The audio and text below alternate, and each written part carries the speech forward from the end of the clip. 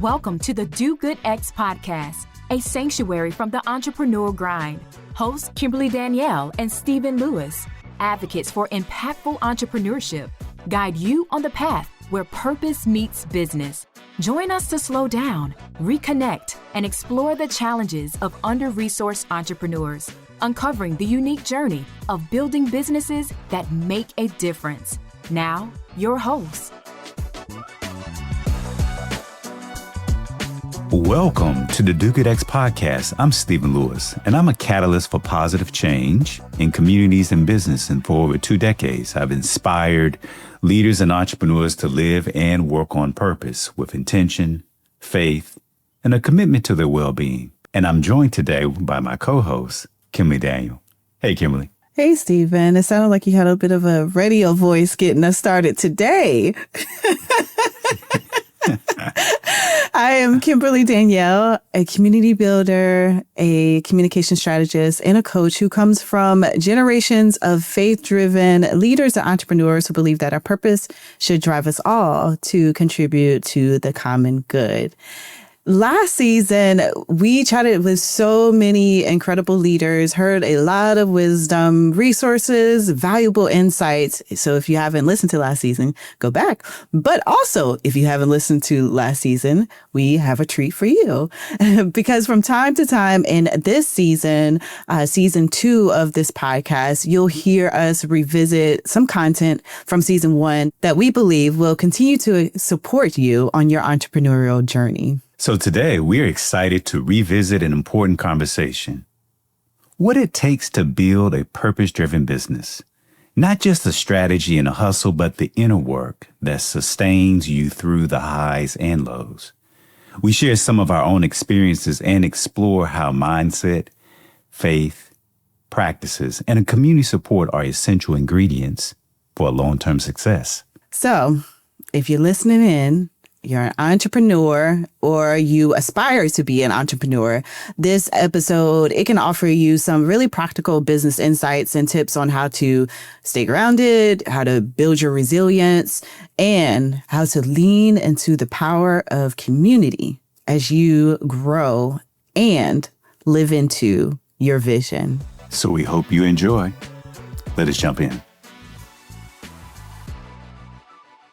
So in this brief episode today, we'd like to discuss a valuable and necessary topic for entrepreneurs who want to set themselves and their business up for success, which is your inner foundation for the journey, your North Star, the thing that you turn to that helps guide you even in the midst of uncertainty and maybe in the midst of receiving a lot of no's before you get to your yes.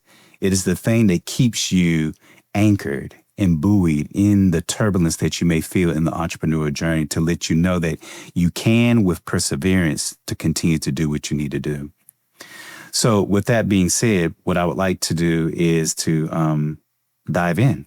All right. So today we'll specifically focus on key elements to consider when you are looking at what your North Star is and what that solid foundation should be for yourself for this journey.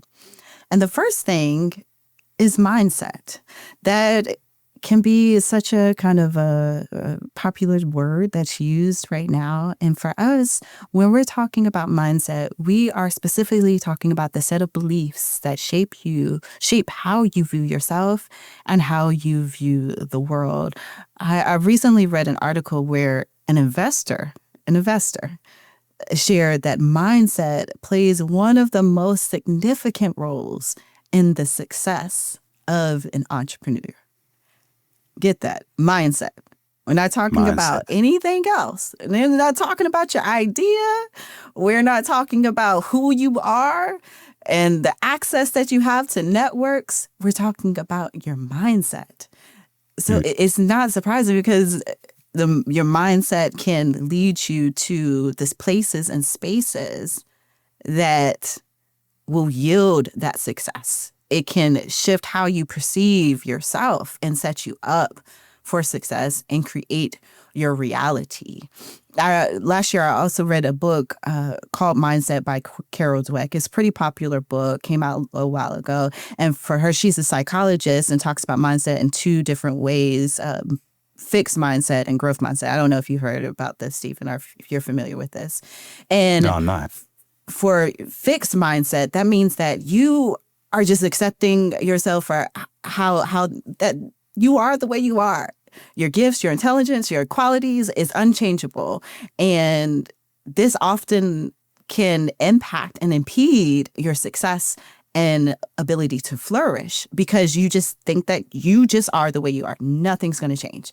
But when you're thinking about a growth mindset, it's the belief that your abilities can be developed, your actions or the ways you've been conditioned can shift through dedication and hard work to create something different. So where do you find yourself in this framework? Though there's so many ways to view mindset, but I think what's most important is that your mindset pushes you forward and doesn't pull you back. And even when you hit moments of being pulled back, because that will happen. It happens all the time to me. What's most important here is that you have the tools to override that so you stay on a forward kind of trajectory. So I'm curious to hear from you, Stephen. I've talked a little bit about my experience or kind of my perspective, some of my perspective on mindset. But what mindset do you think entrepreneurs need to have to cultivate or position themselves for success? Or what mindset do you embrace yourself? Yeah, I think about kind of a simple mantra of three phrases. I am. Regardless of my business, regardless of what's going on, whether it's going good, this whole idea is I am. The next one is I can. That in spite of the no's that we may experience in our face or setbacks or whatever, that we can figure out a solution to the problem that we may face. And so this whole idea of I am, and then I will. So much of this is about through perseverance, determination, and dedication. And so I am, I can, I will. And I think having that type of mindset and having to think about that as a mantra will help us move through the ebbs and flows of the entrepreneurial journey. So the second key element to cultivate your inner foundation is your resiliency and faith practices. Now, resiliency and faith practices are those things that you integrate into your life to help you ground and to help you bounce back from challenges. So when you've fallen down or disappointments and failures. And this is particularly important because the entrepreneurial journey will not always be roses and rainbows. There will be times where it feels really tough. You feel like quitting. You feel like, you don't know if you can continue on. And part of it is like, how do you dig down deep and muster the dedication, the determination to actually take your next bold step forward, in spite of when it may seem like you're stepping into uncertainty. And so those kind of practices, I think, are important when you think about what are those things that help you get up when you've fallen down or when you've been disappointed. What helps you to keep on going on the journey? And so, Kimberly, what do you do to slay the internal dragons, to navigate roadblocks, to get fired up and ready to go that might be instructive for entrepreneurs or inspire entrepreneurs? For me, one of the things that I do is I start the day with gratitude. When I'm hitting a big challenge, gratitude just has so much energy and it can shift kind of my perspective and really set the stage for a better mindset, more intentional and more positive actions moving forward, and really using the morning to do that, to set the day up well. I also get out in nature quite a bit, and it's a practice of resiliency, really, because it helps me to kind of retune myself to where I need to be. I will say for me, especially over the past, 7 years or so, doing Muay Thai has been amazing for me in being able to slay those internal dragons. So for me, it might be Muay Thai. For more generally speaking, I would just say move your body, because in Muay Thai or in running, I push myself beyond my limits because it allows me to see that I can do this thing. I can do this thing. And if I can do this thing, I can do other things. I tell my daughter all the time, I can do hard things and she can do hard things. And so she'll turn around and say, Mama, you can do hard things. So it's also just saying that to myself, even when I just told myself I can't. No, we're going to combat that and change that. And sometimes I just look in the mirror and I'm like, look, I need to hype myself up. Today we're going to get hyped up and I'm going to be the best hype woman for myself. So that those are a few things for myself, and you really have to think about what works well for you. What works well for you, and to try out new things. So I'll shift to the last key element quickly, and that is community. I feel like this is very much connected to resilience. It is very much connected to mindset as well. They're all kind of related to one another, and your community is your circle of support. And this is connected to the African concept of Ubuntu, which means humanity. I am because you are. We are all connected. This may not always translate well in society, given the challenges that we face, but there is interconnectedness that is present. And many of us, I saw this during the height of the pandemic. People who would have never spoken to each other coming together in ways that supported each other in community. And how I show up for others in community, because I am connected, how I show up for others and be present with others will set the stage for how others show up for me. And community continues to be one of the greatest gifts that we can provide entrepreneurs who are a part of our accelerator program that we offer for social entrepreneurs in their early stages. And time again, fellows who leave our program say that is the thing that they find most value. And yeah, there's value in knowledge. Yeah, there's value in just, building their business. But what is going to sustain them is the community that they have around them. So, Stephen, what are the types of people that you have as a part of your community, and what do they provide, that you value and that you need? And I'm saying this also knowing that not everybody has community. So for people who need to establish that for themselves, what should they be looking for? Yeah, so I think, what I would say is that a person who can call you on your stuff and say, no, I see you, I know you, and this is not the direction for you.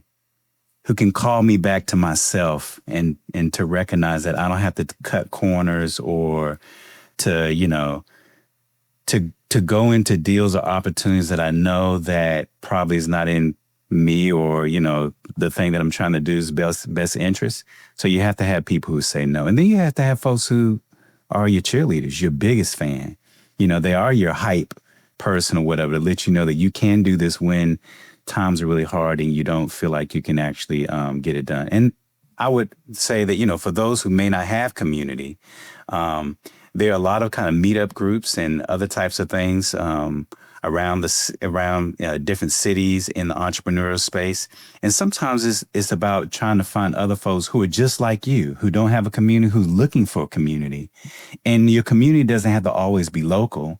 Sometimes it can be online.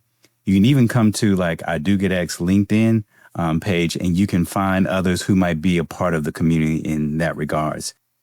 If you enjoyed this conversation today and want to take your entrepreneurial journey to the next level, go to dogetx.org/podcast. Here you can subscribe to our email to keep posted on our resources and join that shameless plug that Stephen mentioned of our Do Get X LinkedIn community, where we share tools and tips and provide entrepreneurs and change makers with a community of support. It just might be your first step toward creating or expanding the community that you need or desire. We look forward to joining you next time. Thank you for listening to the Do Good X podcast.